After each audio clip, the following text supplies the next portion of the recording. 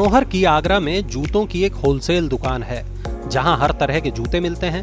हालांकि मनोहर ऑफलाइन बिक्री के जरिए ठीक ठाक पैसे कमा लेते हैं, लेकिन वो अपनी बिक्री और मुनाफा बढ़ाना चाहते हैं। इसलिए उनके कुछ दोस्तों ने उन्हें अपना बिजनेस ऑनलाइन ले जाने की सलाह दी और कहा कि वो अपने प्रोडक्ट्स ई-कॉमर्स साइट पर लिस्ट करें।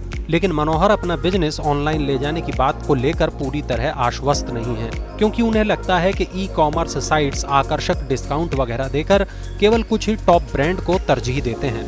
मनोहर ने कई बार सोचा कि क्या ऐसा हो सकता है कि छोटे कारोबारी और रिटेलर ऑनलाइन प्लेटफॉर्म पर आएं और उन्हें भी दूसरे बड़े ब्रांड्स की तरह अपने प्रोडक्ट के लिए अच्छे पैसे मिलें। ऐसा लगता है कि सरकार ने मनोहर जैसे छोटे कारोबारियों के मन की बात आखिरकार सुन ली। वो एक ऐसी पहल लेकर आई है जिससे ऑनलाइन शॉपिंग का तो पूरा खेल ही बदल जाएगा। लेकिन ये पहल क्या है और किस तरह छोटे कारोबारियों और ग्राहकों यानी दोनों को फायदा पहुंचाएगी, इसके बारे में जानने के लिए आपको यह रिपोर्ट देखनी चाहिए। ये बात साफ है कि भारत के ई-कॉमर्स बाजार पर अमेजन और फ्लिपकार्ट का कब्जा है। ये दोनों कंपनियां इतनी बड़ी हैं कि बाजार के नियम कायदे भी ये ही तय करती हैं। ये कंपनियां ही तय करती हैं कि महंगे प्रोडक्ट पर अधिकतम डिस्काउंट के साथ किन ब्रांड्स को उनके प्लेटफॉर्म पर ज्यादा विजिबिलिटी मिलेगी। इसी डिजिटल डोमिनेशन को खत्म करने के लिए सरकार ने ONDC यानी open network for digital commerce लाने का फैसला किया है।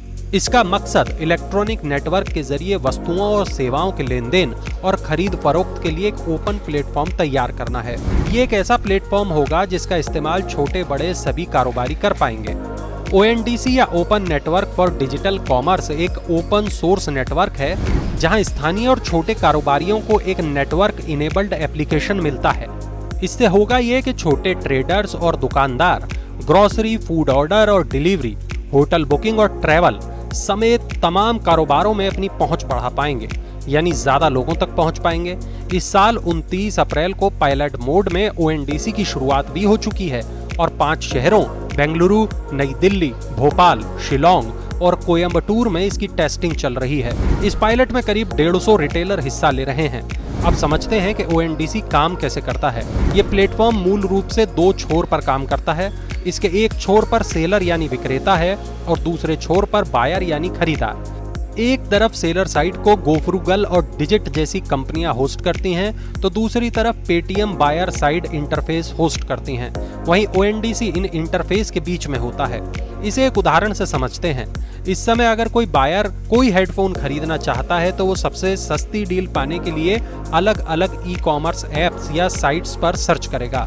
अगर अलग अलग साइट के चक्कर काटने में समय लगता है और साथ ही बाजार पर प्रभुत्व बनाने के लिए फ्लिपकार्ट और अमेजन महंगे प्रोडक्ट पर बड़े डिस्काउंट देती है, वे अपने साइट पर मौजूद कुछ खास ऐप को तरजीह भी देते हैं। वहीं जब वही बायर कोई ऐप खोलने के लिए ONDC का इस्तेमाल करता है और उस पर मौजूद हेडफोन सर्च करता है, मान लीजिए कि ये ऐप पेटीएम है, तो बायर को न केवल उस खास ऐप पर मौजूद सेलर्स दिखेंगे बल्कि दूसरे ऐप और आसपास के स्टोर्स पर मौजूद हेडफोन्स भी दिखने लगेंगे।